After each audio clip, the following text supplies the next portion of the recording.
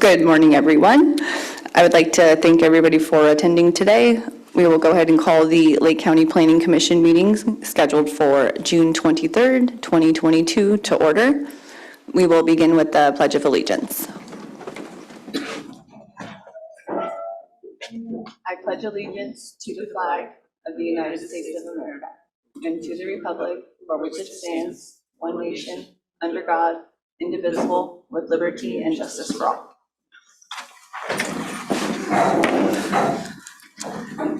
Thank you. Before we get on to our timed items, we will handle the consideration of the adoption of Assembly Bill 361 findings authorizing teleconference meetings during a state of emergency.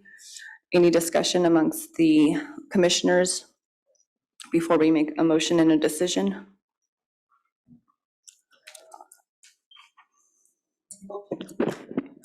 I think that we should continue the same previously adopted recommendations from the board. Just to keep what was previously approved in place for now? Yes. That sounds good to me. Second. So a motion and a second. All in favor? Aye. All opposed? Motion carries to keep those findings the same. We also need approval from the May 12th, 2022 hearing and the May 26th, 2022 Planning Commission meetings. Just need approval on those minutes. I move that we approve the minutes as drafted for both dates. I second. Motion and a second. All in favor? Aye. Aye. All opposed? Motion carries for approval of the minutes. We have a few moments to kill before our first timed item. We will go ahead and bring, this is the time for citizens input. Anybody from the public wishing to speak on anything that is not an agenda item today, this would be your time. Jake, are there any hands in the Zoom room for citizens input? No, at this time, there are no hands raised in the Zoom room. Okay. We will we'll leave citizens input just kind of open on the floor for a moment before we bring up our 905 item.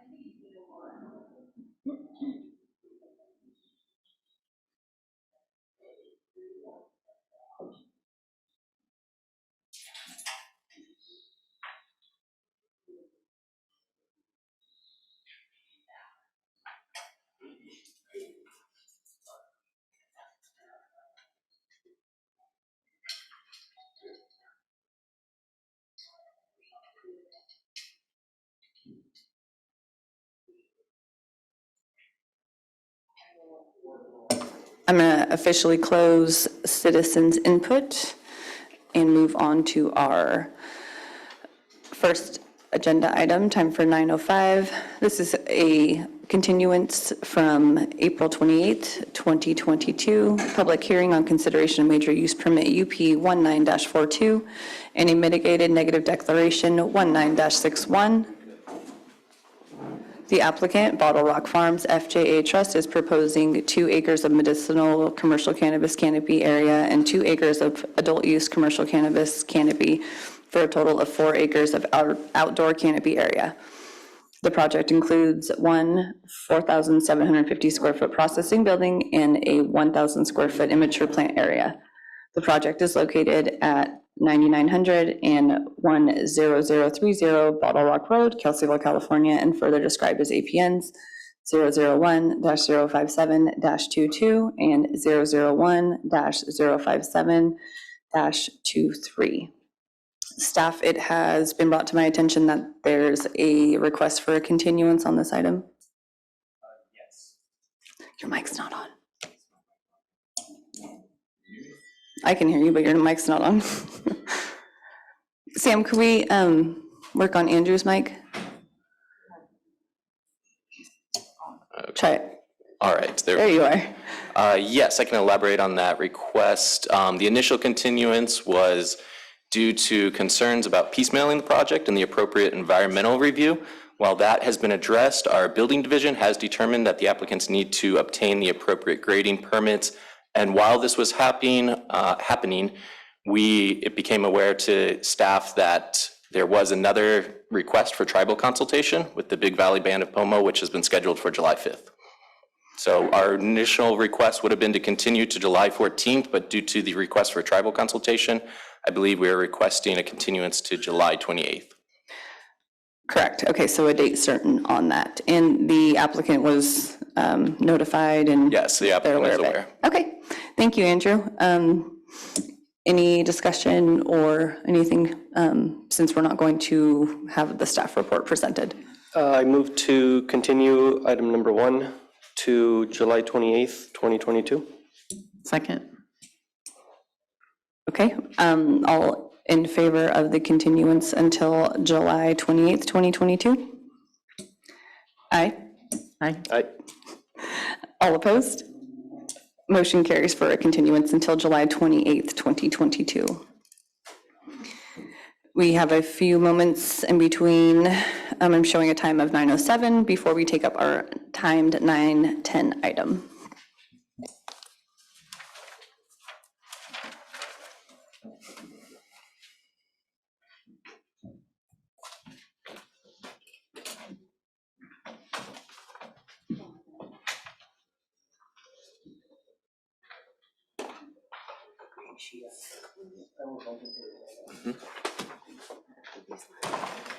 They all started coming in Friday, Saturday, Sunday, mostly Monte Cristo.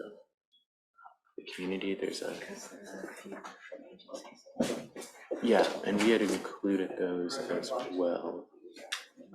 Well, at least for the first one, Emerald Mountain had the agency review. For the other two, because so many comments were coming in, and our assistant planner put in all the agency and public comments together to be green sheeted, because they needed to be. Agencies were commenting outside of the IS. I believe those comments were received within the IS. So they weren't last minute. They were not last minute. The agency comments were all received prior to. Okay. Mayor Claiborne put them in with the public comments that were coming in at the last minute. That needed to be, we were trying to put them together in a single document and kept getting that document finished. And more just kept coming in. Okay. So the point of the green sheet, my understanding is the last minute items have not been assessed already. Yeah, all the agency comments were incorporated. Okay, so then that clears this. On the record, it's being clear that those are not last minute comments from agencies that hadn't been considered prior to today. Okay. Yes.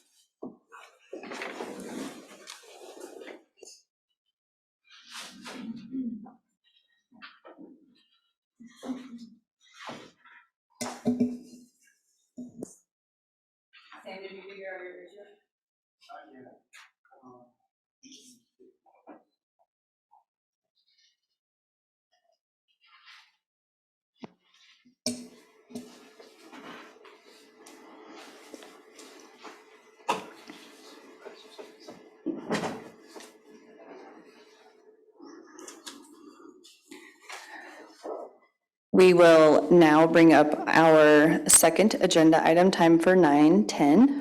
It's a public hearing on consideration of major use permit UP 20-47, and that a determination has been made that this project required a mitigated negative declaration to consider the adoption of initial study IS 20-59.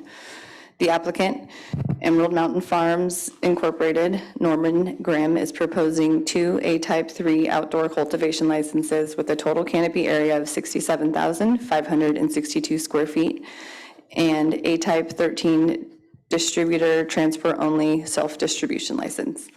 The proposed project is located at 1850 Augulin Canyon Road, Clear Lake, California, 95422, further described as APNs 010-053-03 and 010-011-01. Legal notice has been determined on this matter. Thank you, Jim. And Byron and Sam, do we have our staff report ready to go?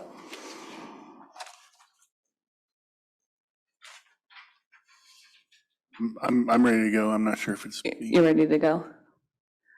Okay, I think if it's just, Jake, can you confirm that his screen is shared? Yep, I see the presentation on Zoom right now. All right, excellent. Byron, the floor is yours. Thank you, Madam Chair, members of the commission. My name is Byron Turner, presenting this project. As you stated, major use permit 20-47, Emerald Mountain Farms, located at 1850 Augulin Canyon Road, near the city of Clear Lake. So again, the permit request is for 2 type A, type 3 outdoor cultivation licenses and 1 type 13 self-distribution license on a parcel of 117 acres total. The zoning of the property is rural lands with a combining district of Waterway. It is within the Shoreline Communities Planning Area, and parcels within the vicinity are also zoned rural lands as well as some open space. This is within Supervisor District 2, approximately 1.5 miles from Highway 53 and 2.7 miles northeast of the city of Clear Lake, the parcel. It is within the shoreline watershed. Also, it's in the subbasin of the Burns Valley watershed. We'll talk a little about that later. But there, within the shoreline watershed, there are 7 other approved projects with 18.41 acres of canopy, as well as 12 pending projects. The application for these 2 type A, type 3 licenses will increase, if approved, 1.23 acres of canopy. So the project scope, it's 68,562 square feet of canopy and cultivation area within 5 actually distinct areas on the site, ranging from 2,300 square feet to 34,000 square feet. There's an existing residence on the site. Also located on the site is a wooden shed, a compost area, security center, pesticide and chemical storage area that meets all setbacks and building code requirements, as well as 6-foot tall screening fence. As you can see, the site is proposed to be the above ground pot type, so no ground disturbance. There are 9 5,000 gallon water storage tanks on site. There's a man-made off-stream pond as well as a water storage reservoir. It's an existing groundwater well with an estimated yield of 50 gallons per minute. And the expected total use of water is expected to be 5.6 acre feet a year. The site consists of a series of hills bisected by Black Eye Canyon, with elevations from 1,500 to approximately 1,800 feet above sea level. It is within Blue Oak Woodland. However, there will be no removal of trees as a result of this project. And like I said earlier, it's in the Burns Valley Frontal Clear Lake watershed, which is the sub-basin of the shoreline watershed. Access is from Augulin Canyon Road. There is an unnamed Class 2 watercourse on site and 2 existing culverted ephemeral Class 3 watercourse crossings all cultivation is set back appropriately from the top of any water body, begins with 100 feet. Reviewed for compliance with this project was the Lake County General Plan, the Shoreline Communities Area Plan, the zoning ordinance as it relates to zoning as well as cannabis, and all state regulations. The Lake County General Plan, again, it's the Rural Lands General Plan designation. There's no conflicting policies within the general plan and no specific policies addressing commercial cannabis cultivation in the general plan. Very similar with the Shoreline Communities Plan. We've got a couple of policies that do support commercial agriculture and commercial cannabis. However, the Shoreline Communities Plan predates the legalization of cannabis, so there really isn't a whole lot in the plan but there's nothing that conflicts. Zoning ordinance was reviewed as well. Article 27, uses generally permitted. Article 7, rural lands, and Article 37, the Waterway Combining District. Just a little analysis on the Waterway Combining District. The cultivation areas meet all setbacks. This project was analyzed under CEQA. A mitigated negative declaration was prepared for it. It identified impacts and all impacts that can be mitigated and reduced to less than significant. The document was circulated from March 23rd to April 21st, 2022. Aesthetics, air quality, biological resources, cultural resources, and tribal cultural resources, geology and soils, wildfire, hazards, hydrology, water quality, and noise were all found to be able to be mitigated due to less significant impacts. With regard to public notification, this was noticed at 725 feet from the property boundary. So you can see the properties that were noticed based on the county code. Staff recommendations are that the commission adopt mitigated negative declaration, initial study 20-59, and the major use permit, use P 20-47, with the findings and conditions. I'm available for questions, as is the project applicant and the applicant's advocate. Thank you so much for your presentation, Byron. Commissioners, do you have any questions right now before we open it up for public comment, or any discussion with staff before we open it up for public comment? Okay. So that being said, we will go ahead and open public comment. This will give anybody a chance to speak in regards to this agenda item. And I do believe there's green sheets at the podium. If you could please fill those out. Anybody wishing to speak on this item?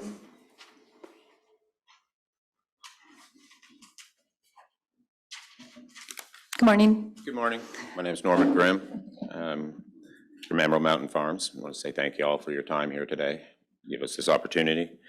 This has been an amazing journey getting here, and we're really excited to go forward and be able to contribute to this community and help everybody that we're planning to go forward.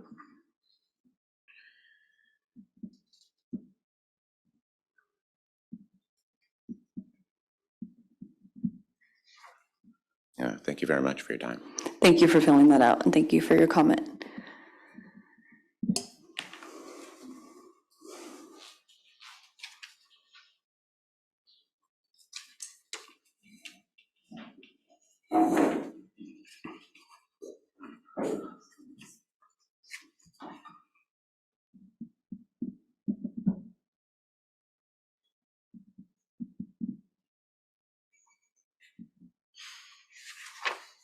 Good morning. Good morning. I just wanted to take a. I just need your first and last name. Oh, sorry, Danielle Fontenot. Thank you. I'm with Emerald Mountain Farms. And yeah, I just kind of wanted to take a moment to introduce myself and thank you guys for everything and being here today. And thank you for your time. Thank you. Good morning. Good morning. My name is Trey Sherrill. I am an advocate for Emerald Mountain Farms. And I just wanted to make one point of clarification. Yes, most of the cultivation areas are located in the Frontal Clear Lake, Burns Valley watershed. However, the groundwater well that supplies or will supply water to this site is actually located in the Grizzly Creek North Fork Cache Creek watershed. The project site sits along the watershed boundary there.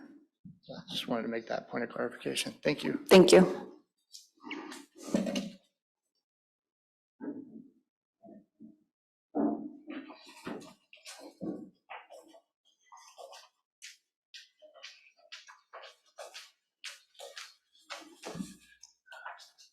Should I do this first?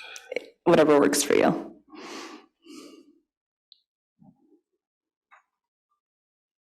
Hi, my name is Dave Hughes, and I have a home at 2705 Old Highway 53, which is in the Burns Valley watershed. And I represent about 40 neighbors who have banded together to try to protect their water. The last time I spoke to the commission was via Zoom. There were 4 commissioners present, and that was on the 2050-2122 Augulin Canyon project. Thousands of dollars, and 7 months later, our appeal was upheld by the Board of Supervisors. And then I noticed all of a sudden, here we have another application on Augulin Canyon. I do have a quick question. I heard that we are kind of legalizing a grow that already exists.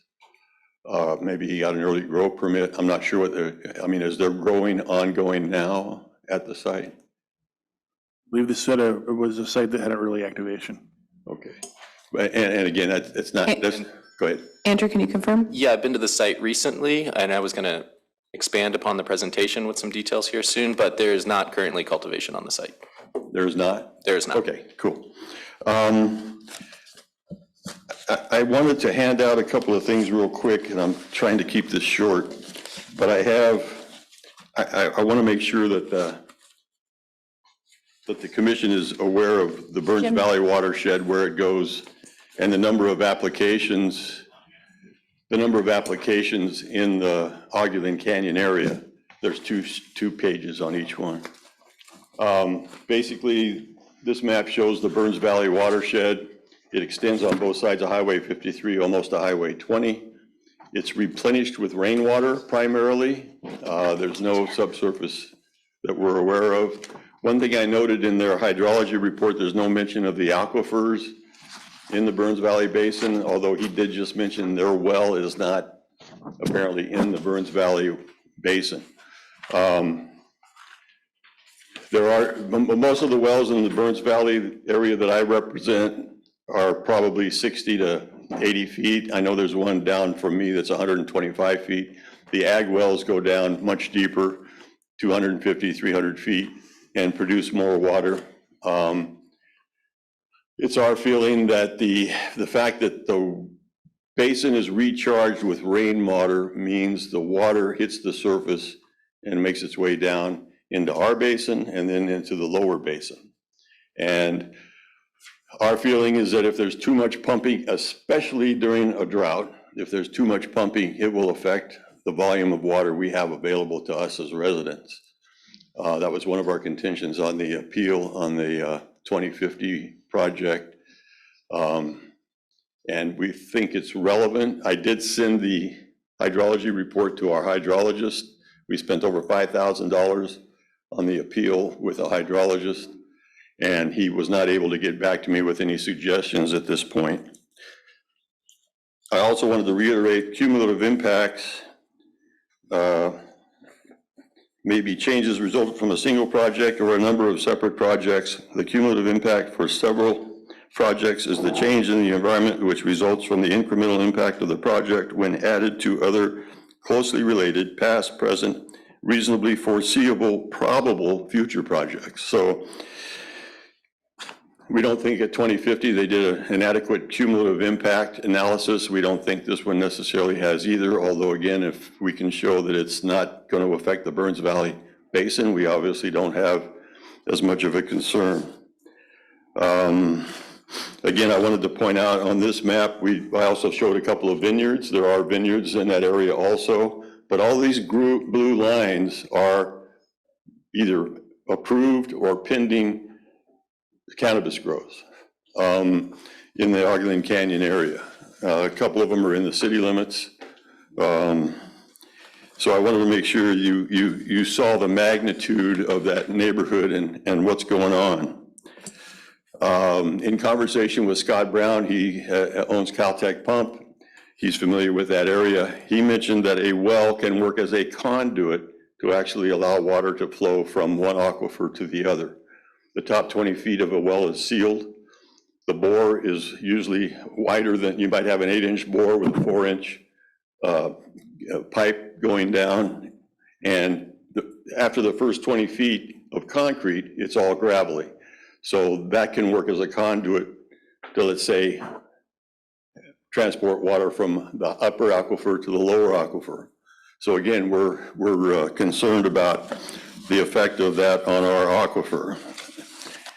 With all that said, there are a couple things I wanted to, if I can find it real quick. Before you move on to something else, may I ask you a couple questions about Sure. that? Your map here shows a lot of projects, and I believe the map that we just saw on the screen showed 1 or 2, maybe 3 in the area. So I'm wondering if one of the staff can confirm or. Yes, our records have 5 projects, 3 approved, 2 pending, but then there was the appealed item that was denied. I believe what we're seeing here with this and what we're going to continue to see with other projects, and maybe it's part of a greater discussion, is the amount of illegal cannabis cultivation throughout the area and the confusion between legal and illegal cannabis cultivation. Thank you. Just for reference, I received the list from the county, an Excel spreadsheet. There are 480 applications for cannabis use in Lake County. 480. That does not include the city of Lakeport or the city of Clear Lake. And they're in various states. Some have been denied, some have been approved, and some are pending, like this one. Those, as far as I know, those are all legal, or legally, they're either permitted or pending. All those, I don't know where the illegal ones are. I understand there are a couple in Ogden Canyon, but I didn't identify them because I don't know for sure where they are. In our appeal, the findings of facts, I wanted to read it real quick. Matthew Earnshaw, who was our hydrogeologist and water resources consultant, he provided testimony to the board, and he said that the evaluation of cumulative impacts to nearby wells is not adequately addressed and the pump testing is inadequate. He feels that the pump testing that he's seen done, including this one, are too short. He's mentioned to me as much as 48 to 72 hours of pump testing. Then you really get an idea of what the well is using and what the capacity is.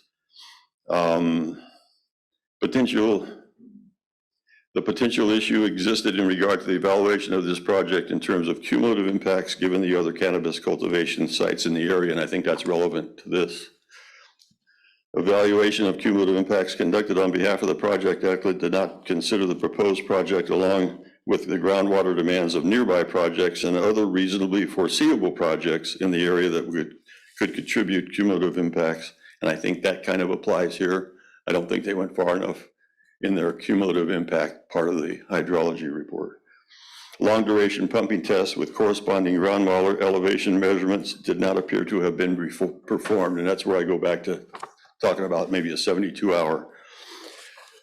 And then I wanted to point out in the hydrology report itself, the limitations on page 11. Groundwater systems of Lake County are typically complex and available data rarely allows for more than general assessment of groundwater conditions and delineation of aquifers. A lot of the data that we have is outdated. Some of it goes back to like 76, even before that. And there's no real monitoring program going on, which, by the way, we are trying to start in conjunction with the county. This analysis is based on limited available data and relies significantly on interpretation of data from disparate sources of disparate quality. It should be noted that hydrological assessments are inherently limited in the sense that conclusions are drawn and recommendations developed from information obtained from limited research and site evaluation. Additionally, the passage of time may result in a change of environmental characteristics at this site and surrounding property. So even in the hydrology report, they admit, there are limitations. The information can be old, it changes. One of the things we're trying to do, we've gotten with the county, we're working with Supervisor Sabatier to get into doing more monitoring. Some of the property owners have volunteered to be part of the county. They would probably only monitor the wells twice a year, probably into spring and into summer, just to determine what it is. But in the meantime, individual property owners in the Burns Valley area are going to be doing maybe every other month. They're actually hiring Caltech Pump as an example to monitor their well consistently. And a lot of us are trying to get into doing that. I wish my hydrogeologist had had an opportunity to comment on at least the hydrology portion. I don't know where the applicant is in relation to starting to try to grow. I was kind of hoping we might get some kind of a delay to talk about, maybe through staff, through our hydrogeologist. I know there's another hydrogeologist we could contact to see if there's some kind of a condition we can add that, I guess, brings them into some kind of monitoring. I mean, okay, they're supposed to put measure their water. Well, what if they don't turn it on and turn on their well? You can't hire enough people to make sure everybody that has a permit is doing what they're supposed to be doing. And even with there was a recent group of articles in the Santa Rosa paper, and they talked about a legal grower, and up to 75% of what he grows, he does not report to the state because he can't make any money doing it legally. So again, I don't know how you hire enough people to monitor everything that should be monitored, but if we could have a more intense local monitoring of the Burns Valley watershed, at least, I was hoping we could even see some kind of a temporary moratorium on any kind of ag use until the drought's over, and in the meantime, work on some form of monitoring that we can do to help protect our water in the Burns Valley. So I'll leave it at that. Hope I didn't get too carried away. If I can ask a couple of questions. First of all, we do have a condition of approval. The production well shall have continuous water level monitors, just so you know that. I did see that. Yeah, my understanding, and maybe the applicant can answer this, my understanding is that their well is on the border and drawing from a different aquifer than your folks' wells. Can someone speak to that? I mean, I know he mentioned it earlier, and again, I have no idea. I do know that the property, if you look at the purple, and then you look at a more intense close-up map, it is on the cusp, it is on the border where the well sits in relation to someone that puts a purple map on a piece of paper. yeah, I don't have the hydrology report in front of me, unfortunately, but let me just understand, the 40 people you're representing today are mostly on individual wells, is that Yes, correct? they are all on individual wells All right, thank you. in Burns Valley. Thank you for your comment.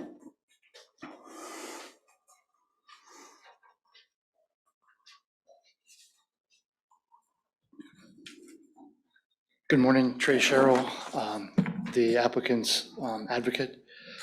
I just wanted to address some of the comments the previous commenter and questions the previous commenter mentioned. First of all, he mentioned 480 projects, cannabis applications. Do you think you could elaborate on that? Well, yeah, I wanted to respond also to the map that he presented with the parcels. I think one thing that could be a cause of some confusion is the fact that there's clustering of parcels in projects. So while there may be something in the 400 range of parcels, staff is currently looking at 111 approved projects and 129 pending projects. As far as denied projects or withdrawn applications from the past, I don't have those figures with me. I do know that this project alone has 2 parcels and one of them is not highlighted on the map that the public commenter presented. And then about the Burns Valley, I'm just reading this from the Lake County Groundwater Management Plan. And there are 3 different aquifers within the Burns Valley Management Unit. So Yes, their well is in a different watershed. It is not in the Clear Lake frontal watershed. Their well is in the Cache Creek, Grizzly Creek watershed. However, their aquifer spans both. Aquifers, groundwater, they don't, it's, but as the previous presenter or commenter mentioned, especially up here in the lower lake formation where the Emerald Mountain Farms area is, groundwater recharge comes mostly from precipitation. And so that would kind of conform to those superficial water, those watersheds, even though the aquifer itself would span both watersheds. And then as I was saying, there's 3 different water bearing formations in the Burns Valley watershed. There's a quaternary alluvium basin, that's a shallow unconfined aquifer. There are quaternary terrace deposits, which can be both superficial and they could have a confining layer. And then there's a lower lake formation, which is where Emerald Mountain Farms, this is the areas surrounding the actual valley of Burns Valley are underlain by the lower lake formation, which consists of alluvial and terrace deposits consisting of fine sand silts, thick interbeds of marl and limestone. It can be up to 200 feet thick with low permeability and provides water to wells at up to a few hundred gallons per minute. That's just from the, once again, that's from the Lake County Groundwater Management Plan. And, I did want to mention, yes, you called it, there, we would be doing well monitoring as a condition of approval.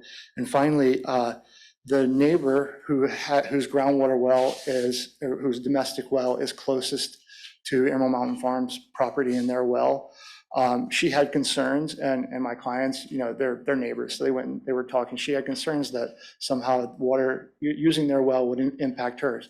So at the cost to my clients, and she had actually he mentioned Caltech earlier, she had her well serviced last year by Caltech, and we had a water level monitor. I don't remember what month it was in, but we had a water level for her well then, and then we did the test again after.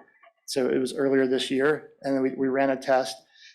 The water level in her well was higher than it was the previous year when Caltech serviced it. And then B, when we ran the test, we pumped it for 8 hours straight, and we monitored the water level in both wells at the same time. And the water level in her well did not move at all. And while, obviously as we're pumping Emerald Mountain Farms well, the water level dropped, and then it rebounded after we turned it off. But that was just to try to see if there was any direct connectivity between her, the closest nearby well and the applicant's well. Do you remember what the well depth where they were drawing from was? I'm sorry, I don't have that on me right this second. I'd have to look it up. Yeah, I'd left my notes on the kitchen table, unfortunately, but my concern obviously is I'm looking at the elevation of this project, and I just want the numbers clear in my head. Where is your? Oh, you're asking about the depth of the applicant's well? Yes. Okay, yeah, I can get you that. 260 feet. And then what's the surface elevation? Thank you. Do you have the surface elevation? They should know it is.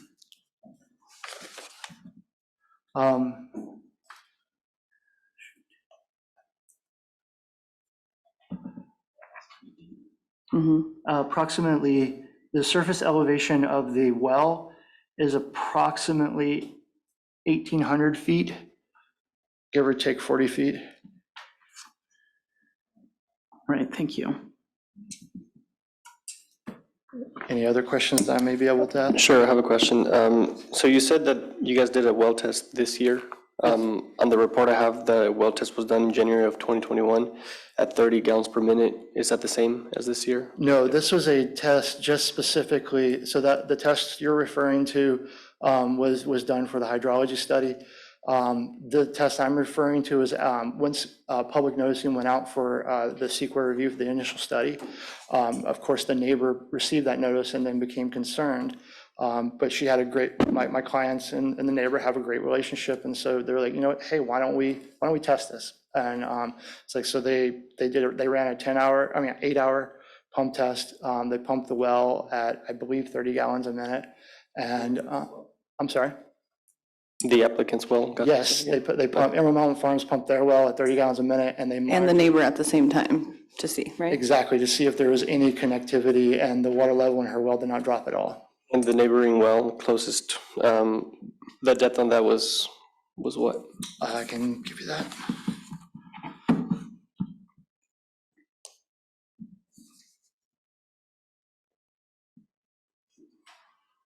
Because we've had projects where the wells are way, way deeper, so they're in almost completely different, to where they can pump a lot of water and then it won't affect neighboring wells, but I'm just wondering at this close proximity, if they are similar in depth or It's, very yeah, shallow. 170 feet deep, so they are similar in depth, and they are both located on the same ridge, and that was, kind of the reason for her concern. Okay. And we wanted to, A, we wanted to know if there was direct hydrologic connectivity, and then B, if there isn't, wanted to allay her concerns so that she wasn't here today saying they're gonna impact my well, truthfully. Yeah. So what I'm seeing, and this is more of a comment, is somewhere in here I saw, we're talking about 50 gallons per minute for the growing season, right? No, ma'am, I believe we're talking about 30 gallons per minute for, I have to look at the number of hours per day.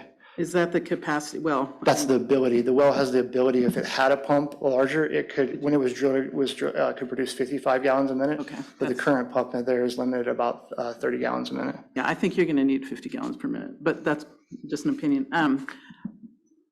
What I'm seeing is I don't think this is a significant amount of water. I mean, we're talking about 1.5 acres. I agree, compared to some of the other projects in the area, this is a relatively small project, and I did just find at the peak anticipated daily demand for water is approximately 9,800 gallons per day, which at 30 gallons per minute, the well would have to be pumped for a little less than 5.5 hours to meet that demand. I do think that Mr. Hughes brought up a really good point, though, and that's the cumulative impacts of all the wells in the area on the community toward the lake. You guys have any comments about it? I'm listening to what you were saying and the applicant, as well as the public comments, and just knowing, just trying to focus on what we have at hand versus what's coming down the pipeline in the future. But, yeah, I don't have any comments. I think there's some interesting, there's some really, we need to be looking at these things in a broader way. I think Mr. Hughes is right, but thank you very much. You answered all the questions that I can. Thank you. Is there anyone else wishing to speak on this item before we, kind of start to choose repeat people who'd like to comment? Anyone in chambers? Jake, is there anyone in the Zoom room who would like to speak? Yes, I do have one hand raised in the Zoom room. The hand I have up is from Richard Durham, I believe. Richard, I've given you permission to speak. And it looks like you're unmuted. Will you please confirm your first and last name? Yes, my name is Richard Durham. I'm a cannabis consultant and a cultivation consultant and a cannabis grower and a realtor. I've been out to this project. It's very modest. With over 100 acres, they're eligible to do 5 acres of canopy. They've been very modest with it. They're under 2 acres. It's at the end of a road. All the odors will head east, so it won't impact anybody. It's been very meticulously planned out. I was very impressed. I don't see this impacting anybody, and I'm hoping that waited a very long time for this project to be done. They haven't skipped a beat, and I think it would be behoove the county to have them. They seem to be very good players, and that's all I have to say. Thank you. Thank you for your comment. Jake, any other hands in the Zoom room? At this time, there are no other hands raised in the Zoom room. Okay, thank you. I do have public comment still open, so if you would.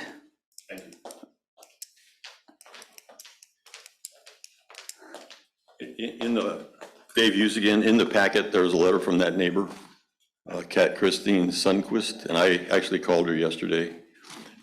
She made a comment in her last paragraph that she was concerned, the final area of comment is water usage. By the way, she was concerned about road, and I didn't really look at the conditions for road maintenance.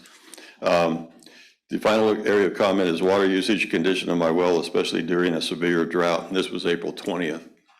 An impromptu test to measure the current depth of the water in my well was performed Tuesday, April 19th, 2022. The test showed the water level had increased over the winter from the test performed last October. There are plans to perform tests at the beginning of the season and repeat every 2 months. So again, I've asked her if she'd like to participate in our monitoring, and I think she indicated she would. I just wanted to point that out. I know there's a lot of addresses, but each parcel has a different address, but the blue lines, like this is 2 parcels, this is 3 parcels. So I did try to delineate. Some of the addresses are multiple addresses on certain projects. And I forgot to mention one thing in the water usage part of the hydrology report. Cannabis has often been characterized as a high water use plant, and it goes into cite some things. And cannabis plants can consume up to approximately 6 gallons per minute or per plant per day, whereas grapes can consume 3.5 gallons per plant per day. Then he mentions requirements for cannabis plants are similar to those of other agricultural crops, such as corn and hops. What I find interesting there is I saw another hydrology study that says hops uses a lot more water than cannabis does. So again, we go back to conflicting information. And I do have that hydrology report here, but it's specific because the appeal property that we did had a hops farm on it. And they emphasized, oh, the cannabis is going to use a lot less hops. And here's a report saying it uses the same amount as hops. So which is it? Again, just some conflicting information that concerns us. If it's outside of the Burns Valley watershed, we probably don't have a big problem with it because it may not impact us, but we're not totally convinced that it is. And maybe, again, some more time to study this, look at it, come up with a condition to help us so we don't have to file another appeal and spend thousands of more dollars would be appreciated. Thank you. So, Mr. Hughes, you're asking for a continuance. Is that what you'd like to see here today? Well, I did kind of mention it earlier. If the commission felt that would help, give us an opportunity to maybe, the applicant and his representative seem pretty willing to discuss things open. I think he's being upfront and honest about everything. Maybe to just give us time to come up with something that helps satisfy the neighborhood that is, again, especially during the drought, that we're not going to be adversely impacted and we have properties that are having water problems now.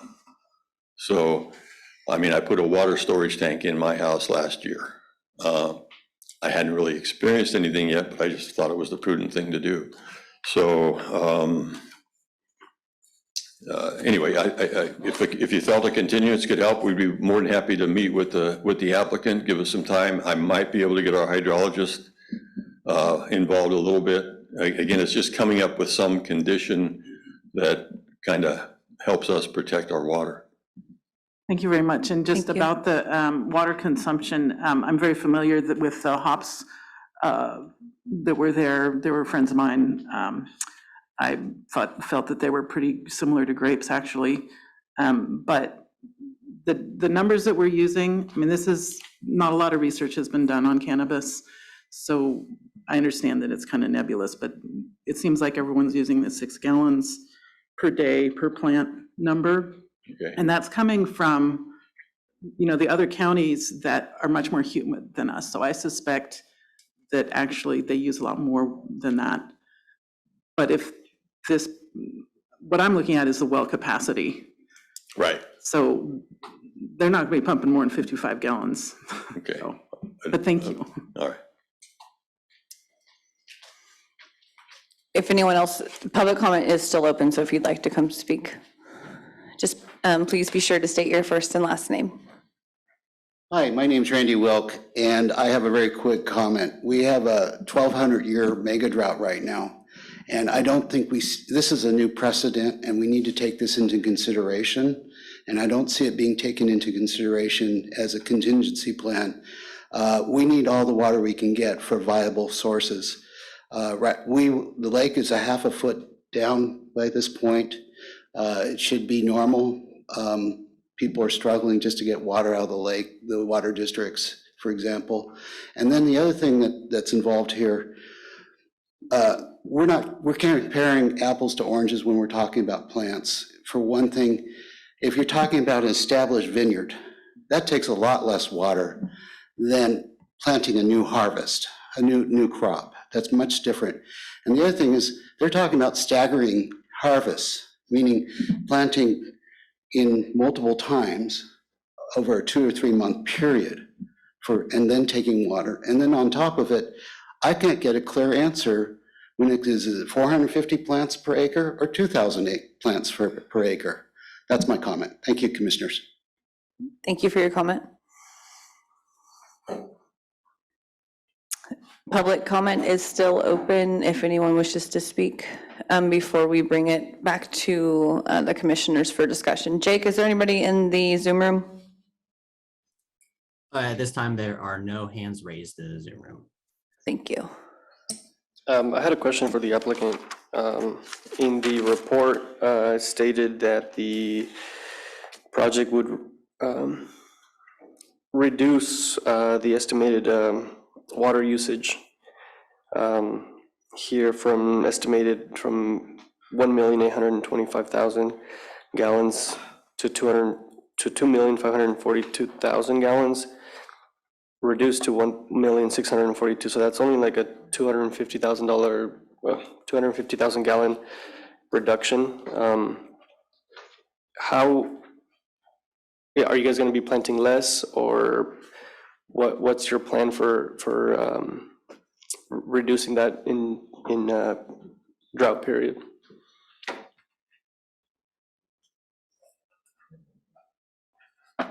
Good morning, Trey Sherrill, advocate for the applicant, Emerald Mountain Farms. Yeah, and the way to get a reduction in water usage is to reduce the cultivation area by 10%, therefore resulting in a 10% reduction in estimated water usage. I do want to address a comment previously made, and this is an outdoor cannabis farm. All planting of the actual canopy areas would occur in June, and there would be no additional planting. It would be there's one harvest, one planting, one round per year situation here. And, true irrigation would not begin until June. True planting would not begin until June, although there, some immature plant cultivation may occur prior to that, starting in April. Thank you. Please. Good morning. Please be sure to state your first and last name. Good morning, Olga Martin Steele. I just have a question. One of the speakers mentioned that there were a list of about 480 cannabis cultivation requests somehow in the queue. I did not hear a staff response as to the accuracy of that list, if it exists, and can we access it? And the reason that, to me, this is very important is this idea that we're looking at these projects on a project-by-project basis, because I know they're in front of you and they come up in the queue that way. This is a huge, huge issue. And I'm aware of no other form of ag, and I know cannabis is not considered ag and all that, that has that many projects in the queue at one time. This is a huge issue, and I think dealing with it the way that we are on a case-by-case basis is very wrong-headed. Thank you. Thank you for your comment. And I do believe we did have a little clarification on the 480 applications. Andrew, will you touch on that one more time? Respond and Sure. kind of repeat what I had said. I think the confusion might be between parcel numbers. We currently have 111 approved projects that we are overseeing. We will start annual inspections for those approved projects, including well monitoring and water use in mid-July, which will go on through mid-September. And the last I checked, I believe we have 128 pending projects. We do keep these on a master spreadsheet. I share them with the public whenever requested. I believe some members in the Clear Lake Oaks area, Holly Harris particularly, I send it to her on a regular basis. I'd be happy to send it to you as well. Thank you. Thank you for the clarification, Andrew. Mine was a spreadsheet, so you got it. Okay, thank you. If, for those of you who didn't hear, David Hughes said that the list that he was referring to was provided from the county, correct? Okay. So public comment is still open. I'm going to take one last glance around the room to see if anybody wants to speak. Check in with Jake to see if there's any hands raised. There are no hands in the Zoom room. Okay. I'm going to go ahead and close public comment and bring it back to the commissioners for some discussion. I'd like to hear what Andrew has to say. Hi, Andrew. I do want to, mention a few things for clarification. While it's reflected in the staff report, the conditions and the site plans, I think there was some aspects from the presentation that were from the original proposal. The project has been scaled back. There were concerns that staff had about tree removal, particularly blue oaks on the property. We had a meeting with the applicant and I followed up with a site visit and a discussion, and they decided to remove 15,000 square feet of cultivation and have no further tree removal. There will be some minimal ground disturbance that I understand, and we received requests for tribal consultation concerning that ground disturbance.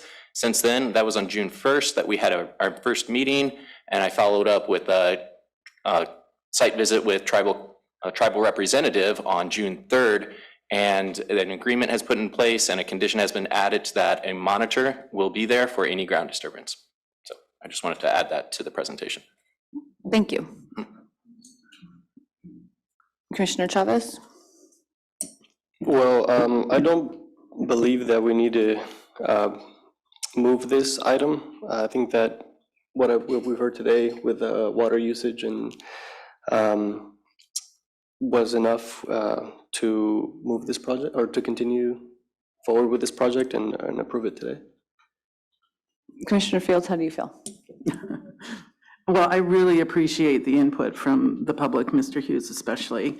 I do have some concerns, and I do think that we should be looking at the cumulative effects of all these little projects. However, this applicant has downsized the project and has been working closely with staff, and I just can't justify denying it at this point. Yeah, and I also agree with cumulative impacts and monitoring. We've had this discussion before about doing so, and I believe that's what the department is moving forward to, so that we can understand exactly how many projects are in a certain area, how much water usage, and especially when you have neighbors with these concerns, to be able to let them know that there is an impact or that there is no impact or little impact. But I think just being able to see the data and collecting that data is going to help us for future projects. So this is not a really big project that we're looking at here, and we do see that the applicants are talking with the neighbors and assuring that that their voices are heard in the water monitoring. So I am ready to make a motion. I'm ready to discuss a little bit more. Okay. Yes, cumulative impacts are going to be something that I feel we will start to see and maybe start to require at some point. The scale of this project, sure, it's not a large scale. It's not 10, 20, 30, 40 acres. However, I want to look at this case by case, but definitely if there's any way that we could, just kind of like the way that the applicant contacted the other neighbor, gave her a peace of mind, ran the well test at the same time. I feel like with a little bit of communication, maybe a condition to, appease the surrounding, or the committee, if you will, to just confirm that they're in different aquifers and that there won't be anything moving forward. I can guarantee that if there's other projects coming up in this basin or in the surrounding area, we might see the same person here still fighting for, the people that it's going to be impacting. So I don't want to turn a blind eye to that, really, but I do feel like there's a common ground here and that we can definitely make something work. I'm stuck. Maybe a little bit of clarification on what would make the cumulative impact and how far out we go. I mean, we're opening a floodgate, for lack of a better explanation. So help me out. Well, I think that what we're seeing here is kind of above our heads, because it's the Board of Supervisors that makes decisions about ordinances. And in this particular case, I don't think that we can ask for more from a property owner. They've been cooperative, and I think we're all aware there are a lot of people who are not trying to get legal. And I think that we have to listen to the property owners who are trying to do the right thing and work with them. So these are difficult decisions. That's just all there is to it. I agree, and it's not an easy. Madam Chair? Yes, hi. Sorry. I just wanted to clarify that your commission does have authority to consider the impacts of existing uses in the area. It isn't necessarily a requirement that the uses you consider be legal uses. You can look at the impact to the particular resource that is being evaluated, and whether or not, and you have the authority to weigh that in relation to the findings that you have to make. So if in your deliberation you make the determination with the facts presented to you today that just by example, since we've been using it, that the well or the water source from which the well draws cannot adequately provide for all of the uses in the area that you have been presented evidence for, then you could make the determination that you could not make the findings that are necessary to approve the permit. But that is an analysis that your commission would have to make with the evidence that's presented to you by staff, by commenters, by public speakers, and the evidence in its entirety and the record in its entirety as presented to you today. But you can evaluate those impacts. Thank you.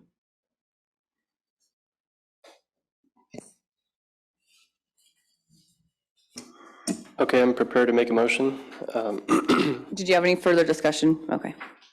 I move that the Planning Commission find that the mitigated negative declaration IS 20-54 prepared for by Emerald Mountain Farms, Inc. for the property located at 1850 Ogden Canyon Road, Clear Lake, further described as APNs 010-053-03 and 010-011-01 will not have significant effect on the environment, and therefore a determination of a mitigated negative declaration with the accompanying mitigation, monitoring, and reporting program shall be approved with the findings listed in the staff report dated June 23rd, 2022. Second. Motion and a second. All in favor? Aye. Aye. Aye. All opposed? Motion carries.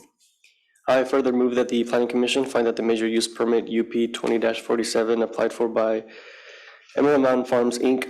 for the property located at 1850 Ogden Canyon Road, Clear Lake, further described as APNs 010-053-03 and 010-011-01, does meet the requirements of Section 51.4 and Article 27 of the Lake County zoning ordinance with the amended site plan, and the major use permit be granted subject to the conditions and with the findings listed in the staff report dated June 23rd, 2022.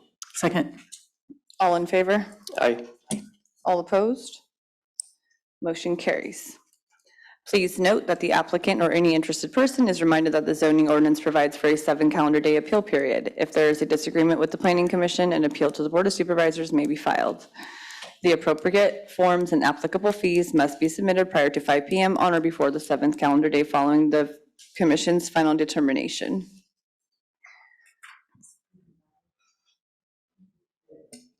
Okay, we are going to move on to our item number 3.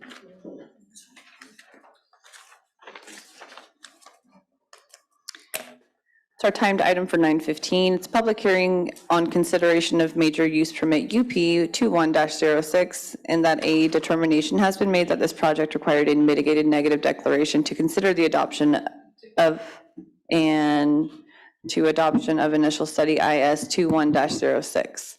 The applicant, Aquaba LLC, is proposing a major use permit, 2 A Type 3 medium outdoor licenses with a total combined outdoor canopy area of 73,560 square feet, and a canopy area of, I apologize, and a Type 2B small mixed light license with a total combined mixed light canopy area of 9,720 square feet. The project is located at 11795 North Drive, Clear Lake Park, California, and further described as APNs 010-019-15 and 010-019-10. And legal notice has been determined on this matter. Thank you, Jim. Byron, are you going to be presenting this one as well? Presenting this one as well. Okay. Thank you very much. Thank you. As everything you just read into the record is accurate and correct, so I will jump right into it. This is a major use permit for commercial cannabis cultivation, 2 A Type 3 outdoor cultivation licenses and 1 A Type 2B mixed light. The parcel is an 88.66 acre parcel. The zoning is rural lands with some scenic combining district and a special lot size density of B5, as well as rural residential B5. The general plan identifies it as rural lands. It is also within the shoreline communities planning area, and parcels within the vicinity are also zoned RL, RR, rural residential, and SR, suburban reserve. Supervisory District 2, it's approximately 1,500 feet west of the city of Clear Lake, approximately 2.66 miles from Highway 20, and within the Lake County Fire Protection District. Is within the shoreline watershed. As discussed previously, there are 7 approved projects within the area and 12 pending projects. This would add 1.9 acres of canopy to the area. Public notification. This map shows the distance that the public was noticed. As you can see, the county did catch all the smaller parcels along the shore, all the smaller parcels along the shoreline. Because it's over 5 acres, the county goes to 700 feet, actually usually goes to 725, just to make sure when we have large parcels. This is a phased project. The first phase is 1 acre of outdoor canopy and 9,720 square feet of mixed light canopy. The second phase would be an additional 30,000 square feet of outdoor canopy, totaling the 85,240. There are 3 distinct fence cultivation areas located on the site. Also on the site, there is a 1,800 square foot metal barn, septic tank, 4 5,000 gallon water storage tanks, a compost area. There are buffers around the there's Canacti manzanita on the site, so they've established 50-foot buffers around those trees, as well as 6-foot tall screening fencing. The project is served by a groundwater well that is drilled to a depth of 660 feet. The estimated yield of the well, not necessarily the water usage, but the yield of the well is up to 80 gallons per minute. The expected use for phase 1 is 795,000 gallons per year, with an additional, when you add phase 2, you get to almost 1.3. The irrigation systems use PVC piping, black poly tubing, and drip tape lines to conserve water. This is located along the spine of the Sulphur Bank Ridge. It is characterized as blue oak woodland, and as they're stated, the project has morphed over time. There will be no tree removal, no oak woodland removal at the site. The nearest residential dwelling is over 1,000 feet away from any cultivation area and over 1,500 feet away from the City of Clear Lake boundaries. Access is from North Drive and Crestview Drive. No water courses or other surface bodies of water are located on site. The general plan, the shoreline communities area plan, the zoning ordinance, the state regulations were all analyzed. There were no conflicting policies found in any of those documents, any of those guidance documents. It meets the appropriate setbacks for the scenic combining district. It was circulated under CEQA for a mitigated negative declaration. The comment period was March 24th to April 22nd. The mitigation measures have been incorporated as conditions of approval. Those mitigation measures included mitigations for aesthetics, air quality, biological resources, cultural resources, geology and soils, hazards and hazardous materials, and hydrology and water quality. It is staff recommendation that the Commission adopt mitigated negative declaration, initial study 21-06, and approve the use permit 21-06 with the findings found in the staff report and conditions of approval. I will look for questions, as is the project consultant. What's the elevation of the cultivation site above the lake level, above Rumsey?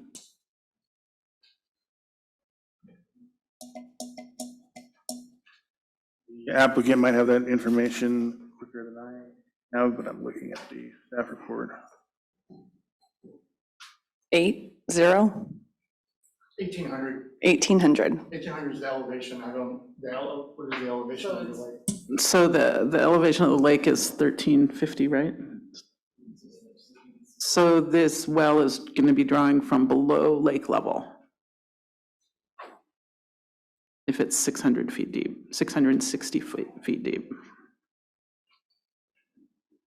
Site is 1,800 feet above, okay. 1,800 minus 1,350. Thanks.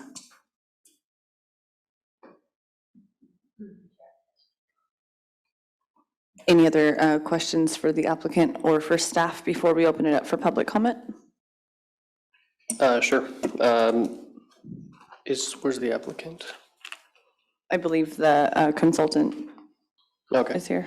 So it says there's an existing metal barn. I believe there was some pictures on the report.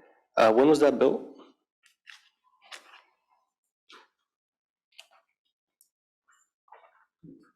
Hello, Trey Sherrill, and I'm here on behalf of Aquab LLC.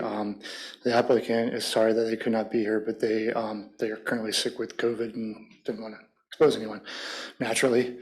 And so I'll be speaking on their behalf today. The barn was built in 2021, and it had a building permit associated with that. And yeah. Okay. I think that was it for now. We had this letter come in, a public comment from. We were not sure who it's from. Do you know who it's from, a letter? There was a name on the Barbaria Polly. Is it on a green sheet? It was a green sheet, yeah. For item number 3. There should be.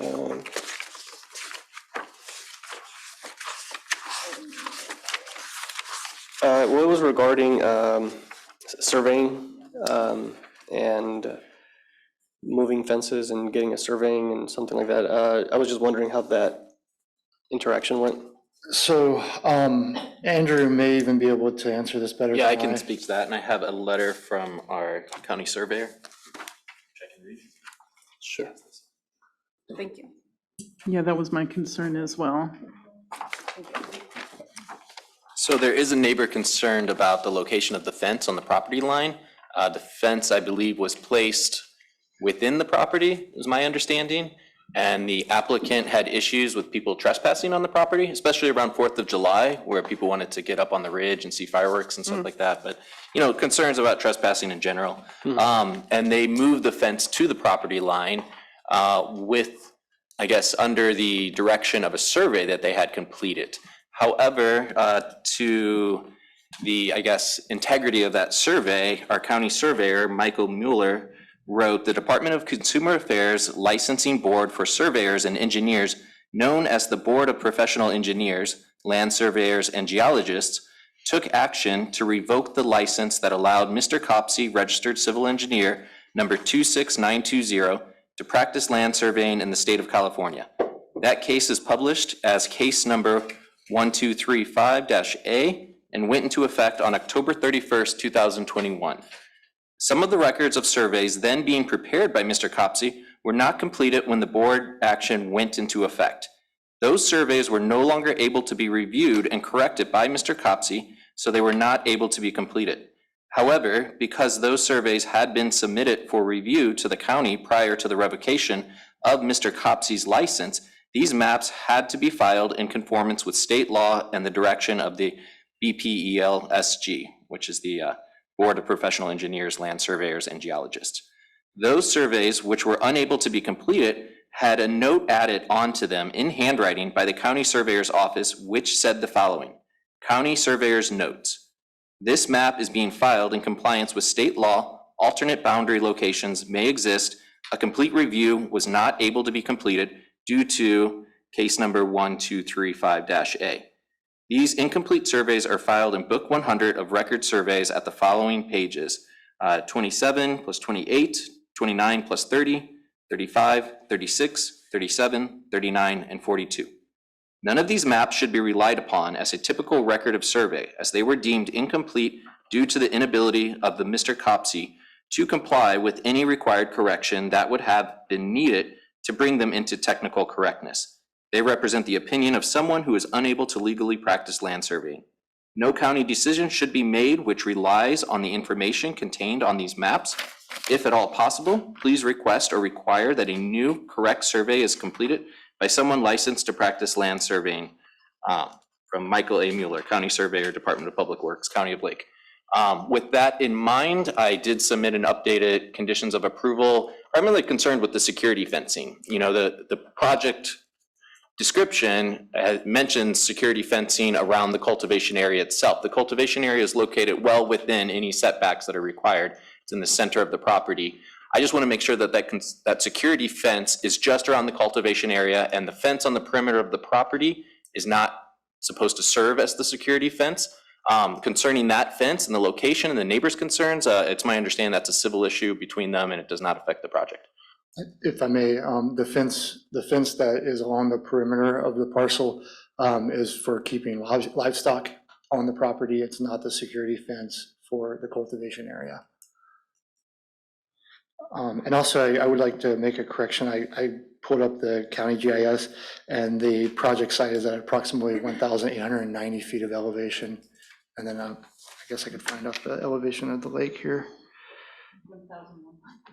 1,189? 1,890 approximately. Oh, okay, thank you.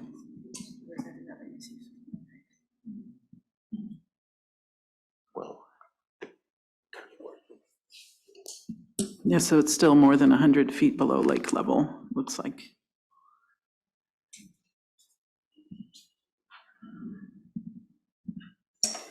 Commissioners, if I may. The project report cites that this particular development, and we are on item 3. Yes, that this particular project will be developed in 2 distinct phases, and there is also comment from agencies regarding the status of phasing. And this may be another circumstance in which staff can clarify whether or not this project will actually be in 2 distinct phases, or if this is another misuse of the word phase, and then what they truly intended to use is stages.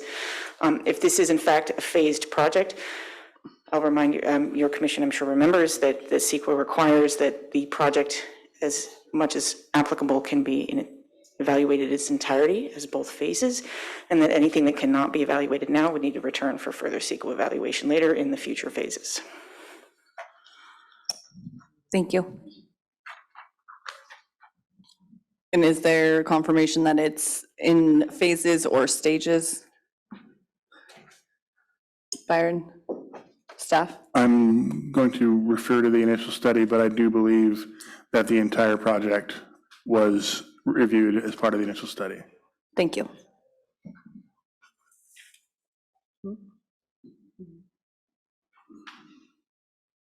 Yes, that's correct.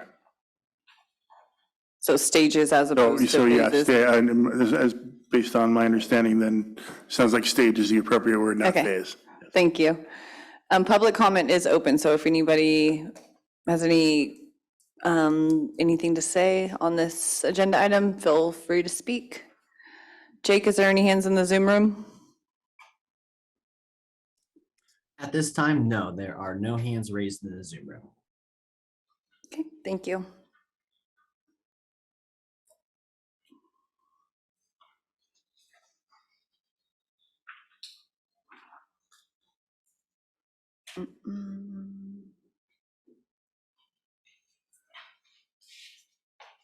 Commissioner Chavez, did Andrew answer your question about the survey?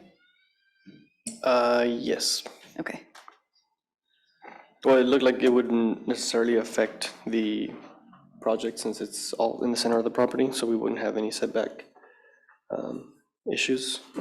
But would that be cleared, or are you guys getting a new surveyor? Just to be able to get, well, I mean, even if that's just between neighbors and whatnot. Yes, my client's already hired a new surveyor to go out there and pick up and try to finalize this record of survey, as well as, if necessary, move the livestock fences as well, if in fact there was an error made by the previous surveyor. Thank you. Okay, I just have one other issue that I think we should mention here. The last few pages of our green sheets here refer to some communication with the state clearinghouse, and apparently the wrong attachments were sent or something. Was that ever resolved? Yes, that issue was resolved. The previous project that we just reviewed, Emerald Mountain, was uploaded at the same time as this project. Basically the cookies on the browser that I was using at the time went straight to the last file path. So while yes, it was saying site plans and property management plan, it was for another project. They noted that within a few days. Actually, it was about a week and a half that went by. So it came to my attention. I worked with the state clearinghouse to resolve the issue. We reposted the item and we reset the 30-day period for review. Thank you. Still doing public comment? Public comment still open.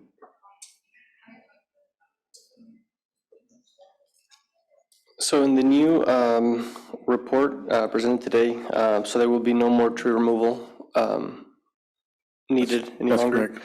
So therefore, the 30-acre no development zone is out of the picture, or will that still be implemented?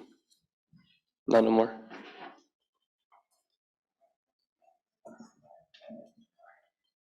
The 30-acre no development zone was intended as part of the mitigations for removal of, I believe, a dozen oak trees. However, we reduced the scope of the project. It was originally for three outdoor cultivation areas, and we reduced it to 2, and that eliminated a lot of the tree removal necessary. And then we shifted some of the proposed mixed light cultivation area around to finally, we eliminated all of the, we reduced the scope of the project to eliminate all tree removal. Yeah. Thank you. You could still speak. I have significant concerns about this project. 2 of them that will block me from approving it. One of them is the water sourcing, and the other, as pointed out by a couple of citizens in a letter here, regarding the aesthetics. If you look at the map at where this project is located, I just think it's incompatible with the surrounding uses. Aesthetically, this is really a high visibility area for the entire county. I mean, it's up on a ridge that can be seen from both arms of the lake. It's drawing water from 100 feet below the lake level. I cannot in good conscience support it at this time. Yeah, sure, that would be another concern that I would have as well about the well. Like if you couldn't find water within, the first couple 100 feet, you had to go 660. I don't know if, because you can't use lake water for commercial cannabis. I'm just wondering how that would work in the eyes of like the department, if that would be in violation of Article 27 in any way. I mean, it is drilled through the mountain, so I'm not sure how, or if it would be considered lake water. Yes, staff could look into that more. It was our understanding that it was coming from groundwater from within the ridge, but it was pointed out today that that well is deeper than the lake level. So it's good to note that. Good find.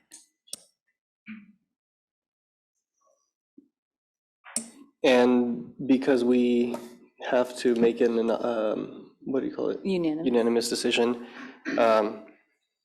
and the findings are not here, we would potentially move this project to a further date until we figure out those questions that were brought up.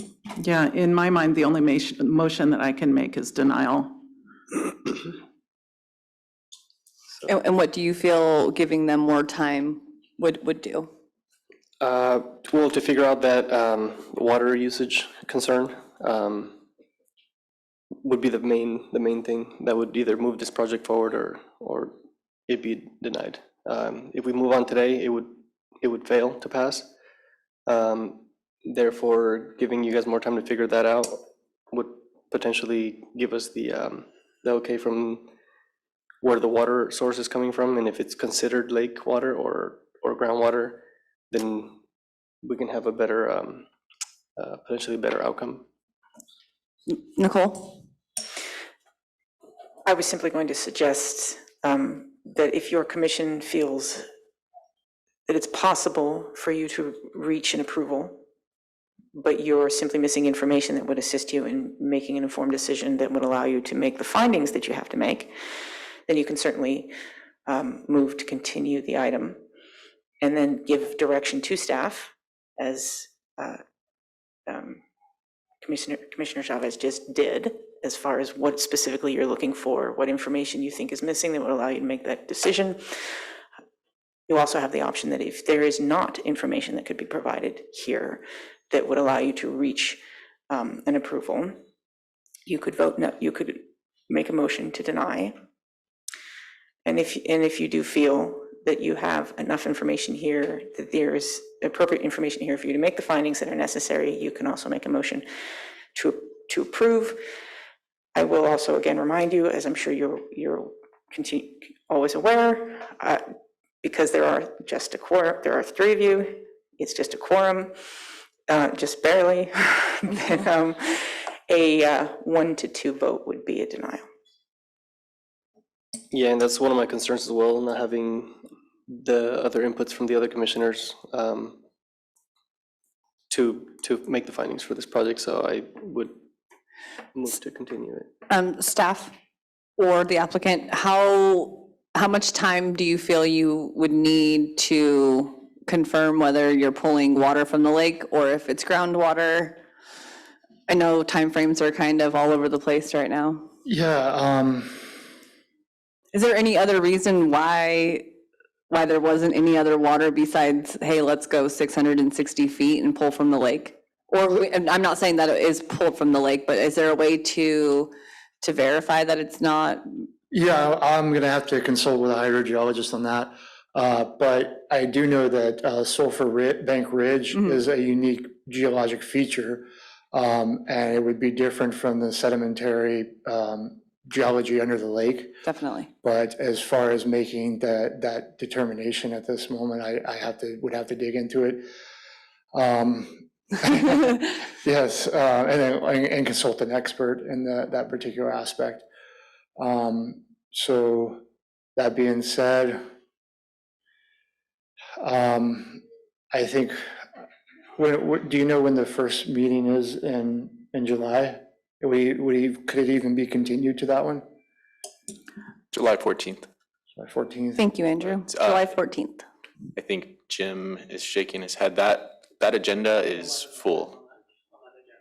Oh, there's 11 items on that day. I'd just like to point out that there is I don't see any way of addressing the aesthetic concerns as well. I did want to speak to that because the only way you can see this site is via helicopter. It's completely surrounded by the oak trees that we're preserving, and Andrew, he's been to the site and can attest to that.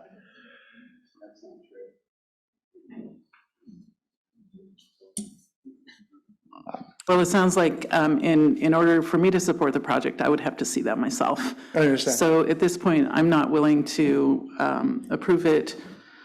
I'm not willing to continue it. But I think that if we take no action, I would, on behalf of the applicant, I would like to request a continuance until the next available planning commission meeting. Nicole, can you speak to what happens if we take no action? No one, just to be clear, your commission would not make a motion at all.